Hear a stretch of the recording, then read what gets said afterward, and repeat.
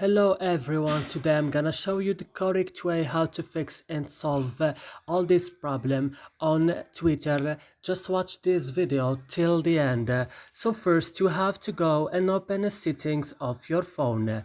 After this, now go directly to apps or applications. As you see here, you will find all the applications that you have on your phone. So you will search just for Twitter only. When you found Twitter, guys, just open it like this, then go directly to storage option, then click on clear data, click OK, and go back and click on force stop, and also click OK. And the last things is to go to Play Store and update in your Twitter, and then you have to restart your phone. And that's it. I hope this video is helpful for you. Do not forget to like, also subscribing in our channel, and see you in another videos.